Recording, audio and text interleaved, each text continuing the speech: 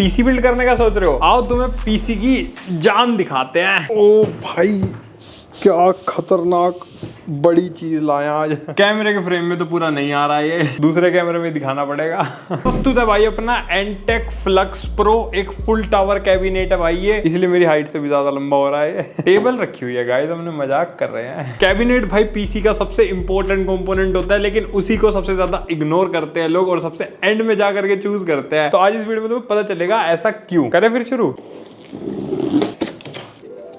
तो ऊपर तो भाई इसके एक्सेसरी का एक बॉक्स मिलता है हमें, और देन आता है अपना कैबिनेट। इसको ऐसे नहीं, इसको निकालेंगे पलटा के। ये भाई साहब हो गया, कर दे उद्घाटन। ये भाई आ गया फाइनली। भाई साहब इतना बड़ा कैबिनेट ना मैंने आज तक नहीं देखा, मतलब देखा तो है, रिव्यू नहीं किया। अभी हम कॉम्प्यूटेक्स गए थे ताइवान में, तो हमने वहां पर बहुत सारे कैबिनेट देखे थे, इससे बड़े बड़े भी देखे थे। तो वहां की वीडियोस चाहो तो देख सकते हो, प्लेलिस्ट का लिंक डाल देंगे। अभी इसको देखो तुम, पन्नी उठा दे अब इसकी, असली वजनदार चीज है ये तो। The time has come. ये मुझे लगा ये सीधा वाला पार्ट है।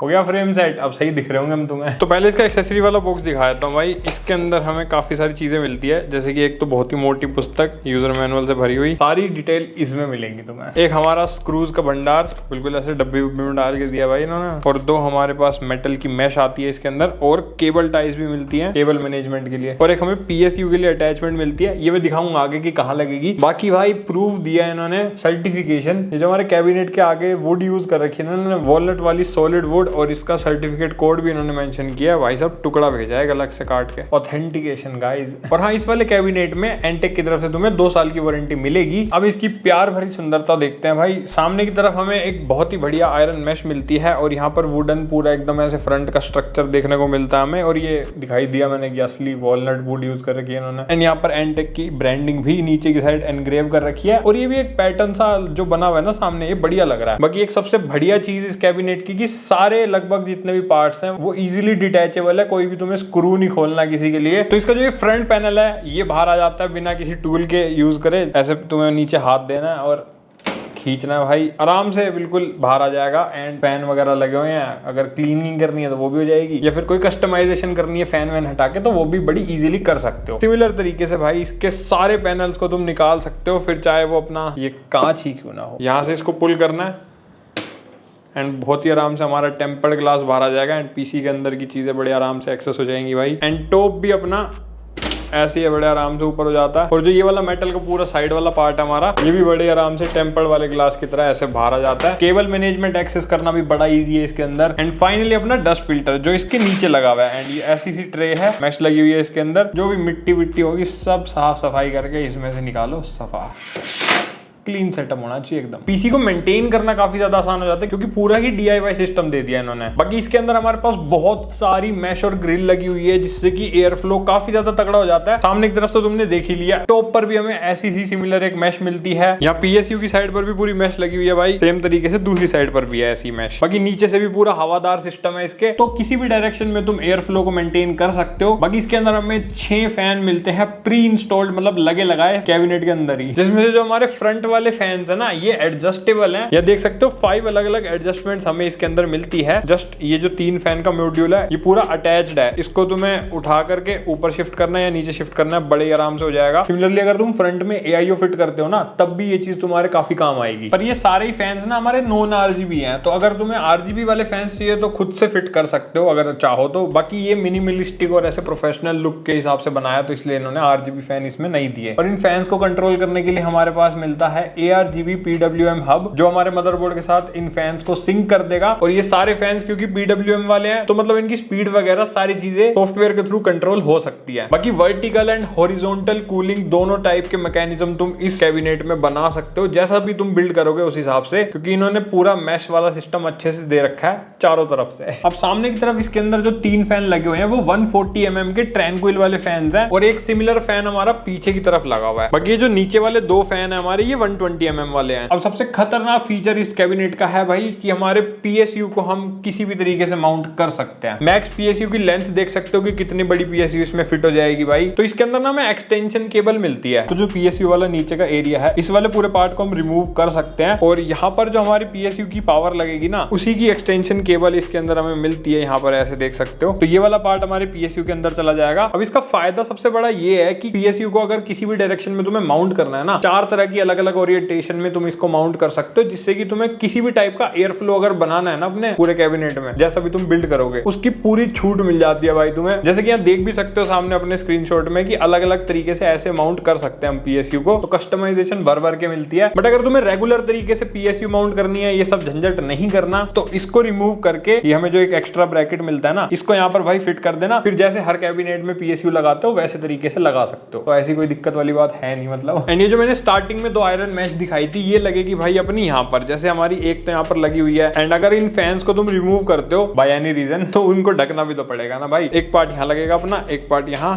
फिर ये बिल्कुल एकदम बंद हो जाएगा। सिमिलरली इस तीसरे वाले को रिमूव करके 3 फैन वाला सेटअप भी बना सकते हो, या फिर एक AIO को भी तुम ऐसे नीचे की तरफ फिट कर सकते हो। वो AIO पे आऊंगा मैं, अभी बताऊंगा तुम्हें कहाँ कहाँ AIO फिट हो जाएगा हमारा। लेकिन उससे पहले स्टोरेज पर नजर डालते हैं। इसमें बहुत सारी स्टोरेज की जगह दे रखी है। सबसे पहले तो अपना ये मॉड्यूलर हार्ड ड्राइव केज, तो अगर हार्ड ड्राइव यूज करनी है तो वो यहाँ पर आराम से फिट कर सकते हो। और ये मॉड्यूलर इसलिए क्योंकि इसको हम रिमूव कर सकते हैं और PC के अंदर अलग अलग जगह पर रख सकते हो। मान लो तुम्हें नीचे वाला पूरा स्पेस चाहिए और ये बीच में अड़ रहा है, नहीं चाहिए भाई इसको, तो इसको यहाँ से हटा दो। एंड ये स्क्रीनशॉट में देख सकते हो कि कितनी जगह पर ये माउंट हो सकता है। बाकी इसके अलावा यहाँ पर और यहाँ भी 2 हमारे पास स्टोरेज यूनिट्स दे रखी है। तो इन सारी स्टोरेज यूनिट्स को मिला करके टोटल 6 2.5 इंचेस की ड्राइव्स लगा सकते हो और 4 हमारी 3.5 इंचेस की ड्राइव इसके अंदर लग जाएंगी। और क्या ही चाहिए, है ना। तो मतलब SATA SSD यूज करो या हार्ड ड्राइव यूज करो, जो मन करे वो करो, जगह पूरी मिलेगी। अब आती है अपने AIO की बारी। तो इस कैबिनेट में AIO की भी बहुत सारी जगह दे रखी है हमें। जैसे कि फ्रंट वाला पैनल मैंने बताया ये हट जाता है, तो इसके अंदर जो ये 3 फैन का सेटअप है, इनको हटा करके तुम एक पूरा AIO फिट कर सकते हो इसमें। पर अगर तुम्हें फ्रंट में नहीं चाहिए कोई बात नहीं, टॉप पर माउंट कर सकते हो। टॉप पर हमारे पास 2 बेनिफिट है। जैसे ही टॉप वाली ग्रिल हटाओगे ना, तो ये वाला जो पूरा पैनल है यहाँ पर इनके स्क्रू दे रखे हैं, स्क्रू से तुम इस पूरे पैनल को हटा सकते हो। एंड फिर यहाँ पर भी आराम से AIO फिट हो जाएगा, या फिर यहाँ पर अलग अलग फैन भी लगा सकते हो, मर्जी है भाई तुम्हारी। एंड इस वाले पार्ट का तो मैं बता ही चुका हूँ कि यहाँ पर भी हमारा AIO बढ़िया तरीके से फिट हो सकता है नीचे की तरफ। या फिर पावर सप्लाई का जो श्राउड है इसको भी हटा करके तुम लगा सकते हो। ये ऊपर वाला जो पूरा एरिया है ये अपने PSU का श्राउड है। यहाँ फोटो में देख सकते हो कि किन किन पोजीशंस में हम AIO को फिट कर सकते हैं। और हाँ, इसमें 420mm वाले AIO तक का सपोर्ट दे रखा है अगर फ्रंट और टॉप पर माउंट करते हो तो। बट अगर तुम्हें PSU श्राउड पर लगाना है तो वहां पर सिर्फ 360mm का ही सपोर्ट करता है ये। और अगर इनकेस तुम 2 AIO लगाना चाहते हो सामने और टॉप पर, तो फिर 420mm और 360mm, या फिर 420 ऐसे और 360 ऐसे पेयर अलग अलग बनाना पड़ेगा। 2 420 के एक साथ नहीं लग पाएंगे, ठीक है। 420 और 360 का कॉम्बो बनाना पड़ेगा। एंड अगर एयर कूलर यूज करना है तो इतना जो ये वाला स्पेस दे रखा है ना भाई मदरबोर्ड के ऊपर वाला, यहाँ पर हमारा 190mm की हाइट तक का एयर कूलर आराम से फिट हो जाएगा इसमें। इतना स्पेस तो बढ़िया दे रखा है इन्होंने। उससे ऊपर भी आता है क्या? आता तो होगा, मैंने 190 से ऊपर अभी देखा नहीं है, सही बताऊं। और अगर तुम्हें ये डाउट है कि भाई कितने फैन हम और इंसर्ट कर सकते हैं इसके अंदर, तो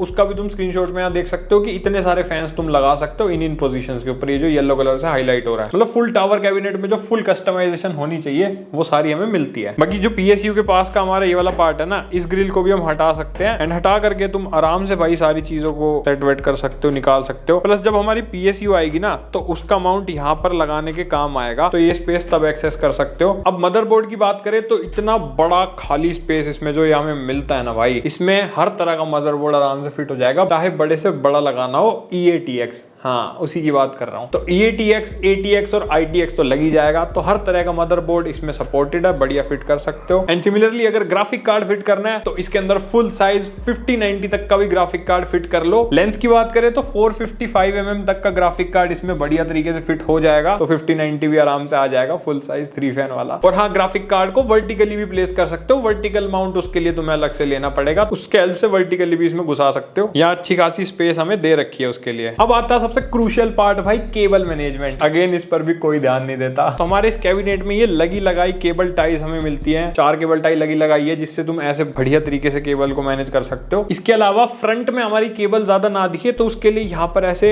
रबराइज्ड ढक्कन दिए हुए हैं बढ़िया वाले। यहाँ से हमारी केबल आएगी, ऐसे आएगी और ऐसे छुप जाएगी, तो ज्यादा मैसी नहीं दिखेगा तुम्हारा पीसी, उससे बहुत ज्यादा बेनिफिट होगा। तो ये मेरे को बहुत बढ़िया लगा भाई। बाकी हमारे फैन की, मेन बोर्ड की और जो हमारी एलसीडी डिस्प्ले भी इसके अंदर लगी हुई है वो भी दिखाऊंगा मैं। उन सब को तुम इनके थ्रू हमारे मदरबोर्ड और पीएसयू से कनेक्ट कर सकते हो। ये सारी केबल्स उसके लिए, फ्रंट पैनल की USB 3.0 की, हेडफोन जैक की, एक और USB और एक अपने टाइप सी वाली, एंड हमारी पावर देने के लिए SATA केबल। सारी केबल्स का इंतजाम है और ऐसे कुछ हमारे पोर्ट्स को हमारे हब से कनेक्ट कर रही है ये सारी केबल्स। क्वालिटी भी काफी अच्छी है केबल्स की। बाकी ये रही हमारी LCD डिस्प्ले। यहाँ पर देख सकते हो एक साइड CPU एक साइड GPU लिखा हुआ है और ये हमारे CPU GPU के टेम्परेचर्स को दिखाने के लिए है। टेम्परेचर के अलावा ज्यादा क्या ही देखोगे, आजकल और बेटर LCD और बेटर डिस्प्लेस आने लग गई हैं, बट ये भी डिसेंट है, तुम्हारा काम बढ़िया चलेगा इसमें। एंड अगर GPU नहीं लगा रखा तो खाली CPU का भी दिखा देगी। मतलब ऐसा नहीं है कि दोनों लगाने जरूरी है। हैंडटेक का एक यूनिटी के नाम से सॉफ्टवेयर आता है, उसके अंदर काफी सारी कस्टमाइजेशंस वगैरह कर सकते हो, इवन इस LCD की भी। अब आती है भाई अपने पोर्ट्स की बारी। तो एक हमें मिलता है पावर वाला बटन, एक रीसेट बटन, एक हेडफोन माइक जैक कॉम्बो, 2 हमारे USB 3.0 टाइप A वाले पोर्ट्स मिलते हैं, एक USB-C 3.2 Gen 2 10 Gbps वाला पोर्ट भी मिलता है और एक हमारा टेम्परेचर डिस्प्ले स्विच। तो इस डिस्प्ले को कंट्रोल करने के लिए दे रखा है वो बटन। अब अगर कंक्लूड करें तो अपने फुल टावर कैबिनेट का प्राइस है कुछ 19,000 के आसपास जब मैं ये वीडियो बना रहा हूं। अब कुछ लोग कहेंगे कि भाई